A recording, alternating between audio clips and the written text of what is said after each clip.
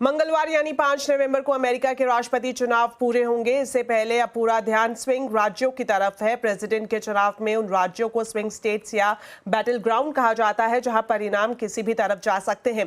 बाकी राज्यों के नतीजे लगभग तय होते हैं।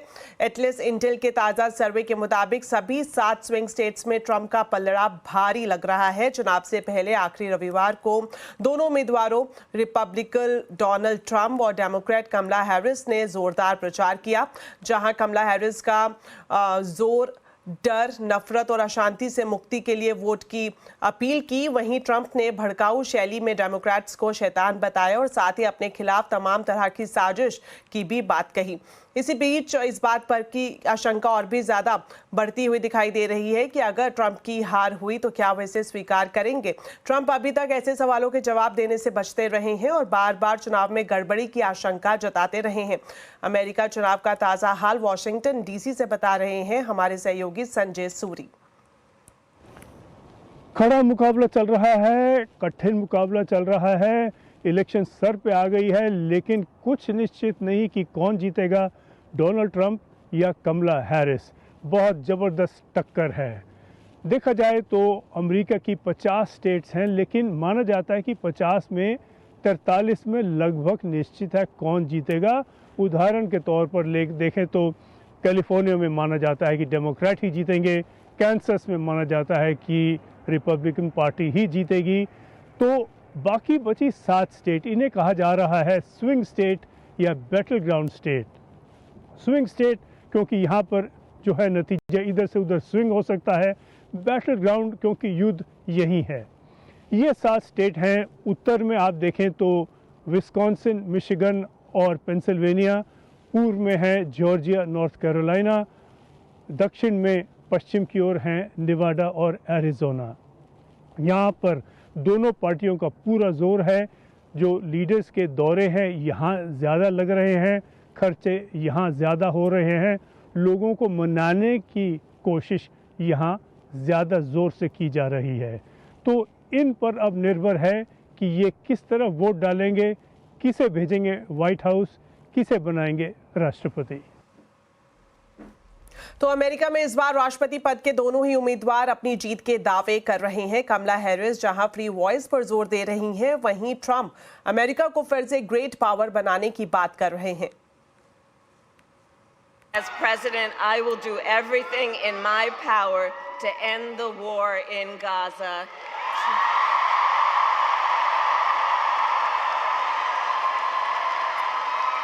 To bring home the hostages, end the suffering in Gaza, ensure Israel is secure, and ensure the Palestinian people can realize their right to dignity, freedom, security, and self-determination. So in these final hours, let us remember that there is power in knowing that we are together, and let us remember that your vote is your voice, and your voice is your power. With your vote on Tuesday, I will end inflation. I will stop the invasion of massive numbers of criminals coming into our country. Thank you very much, Kamala and Joe. And I will bring back the American dream, and we'll bring it back stronger than ever before. But this is all you need to know.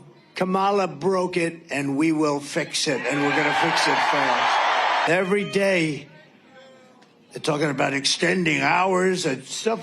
Who ever heard of this stuff? We should have one-day voting and paper ballots.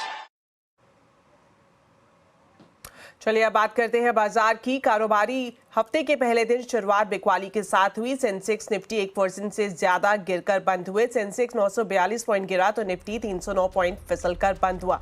BSE के सभी sector index गिरावट के साथ बंद हुए। Details लेते हैं यतिन मोता से। तो यतिन, आपसे जानना चाहेंगे आज बाजार की हाईलाइट्स के बारे में। देखिए, बाजार की हाइलाइट्स की बात करें तो ग्लोबल संकेतों के विपरीत आज बाजार में एक जबरदस्त बिकवाली का माहौल रहा। निफ्टी 24,000 के नीचे चला गया, जो एक बड़ा साइकोलॉजिकल लेवल था। और जैसे कि आप कह रहे थे कि जो ओवरऑल सेक्टर्स हैं सारे के सारे आपको लाल निशान में बंद होते हुए दिखाई पड़े। अगर हम सरकारी बैंक्स की बात करें तो थोड़ा बहुत बाउंस बैक इंट्राडे यहाँ देखने को मिला, लेकिन ओवरऑल अगर हम बात करें तो रियल एस्टेट, एनर्जी, मीडिया और ऑटो सेक्टर में आपको काफ़ी अच्छी बिकवाली ऊपर के लेवल से आती हुई नज़र पड़ी। और अगर हम जनरल बात करें ऑटो क्षेत्र की, तो अच्छे नंबर्स के बावजूद भी यहाँ बिकवाली और प्रॉफिट टेकिंग आपको हावी दिखी। Mid cap and small cap शेयरों में भी बिकवाली हावी थी। इनफैक्ट बाजार का एडवांस डिक्लाइन रेशियो 1:5 था, यानी एक बढ़ने वाले शेयर के सामने 5 गिरने वाले शेयर आपको दिखाई पड़ रहे थे। यतिन, ये भी बताएं कि बाजार में आज कहां तेजी और कहां सुस्ती दिखाई दी? देखिए, अगर हम निफ्टी कंपनियों की बात करें तो महिंद्रा एंड महिंद्रा शानदार एसयूवी सेल्स के बाद यहां आपको जबरदस्त गेन आते हुए दिखाई पड़े। इनफैक्ट एमएनएम मार्केट का टॉप गेनर था, 2% की तेजी। इसके अलावा टेक महिंद्रा, सिप्ला और सरकारी बैंक्स जैसे कि एसबीआई, यहां खरीदारी का माहौल आपको दिखा। फ्लिप साइड पे ऑटो नंबर अच्छे होने के बावजूद हीरो मोटोकॉर्प के शेयर में मुनाफा वसूली, 4% की गिरावट। ग्रासिम, बजाज ऑटो और अदानी पोर्ट जैसे शेयरों में भी आपको 2 से 4% के बीच की मंदी दिखी। अगर हम स्टॉक्स जहां अच्छा एक्शन था मिड कैप में उसकी बात करें तो max health care, Sundaram finance, NMDC अच्छे मंथली नंबर्स दिखाने के बाद और डिक्सन टेक्नोलॉजी जैसे काउंटर्स में 2 से 4% के आसपास की तेजी रही।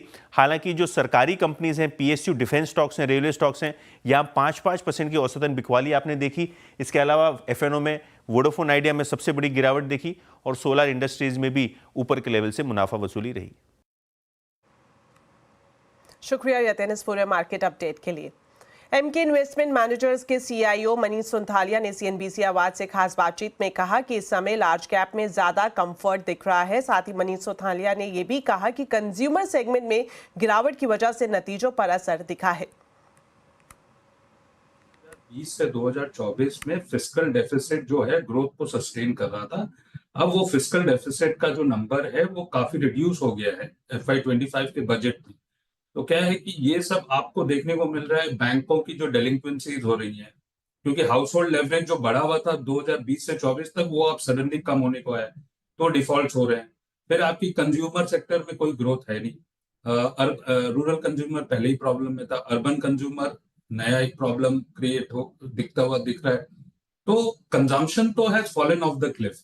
डिलिंक्वेंसीज टायर 2 बैंक्स वगैरह में हमको देखने को मिल रही है। इस समय बेसिकली यही है कि ब्रॉडर मार्केट्स में थोड़ा सा जो फ्रॉथ है वो कम होगा और लार्ज कैप में ज्यादा कंफर्ट है। इंडेक्स बहुत ज्यादा यहाँ से गिरता हुआ नहीं दिखता है, क्योंकि बैंक्स, आईटी जो कि मेजरली आपके इंडेक्स के कंस्टिट्यूएंट्स है और वैल्यूएशंस और ग्रोथ के पॉइंट ऑफ व्यू से कंड्यूसिव है, यहाँ पर इनफ्लोज होने की गुंजाइश है और यहाँ पर रिलेटिव आउट परफॉर्मेंस होने की गुंजाइश है बनिस्बत ब्रॉडर मार्केट्स में, जो कि लास्ट 2-3 साल में काफी अच्छे रिटर्न्स बने और इस साल हो सकता है कंसोलिडेशन पीरियड हो।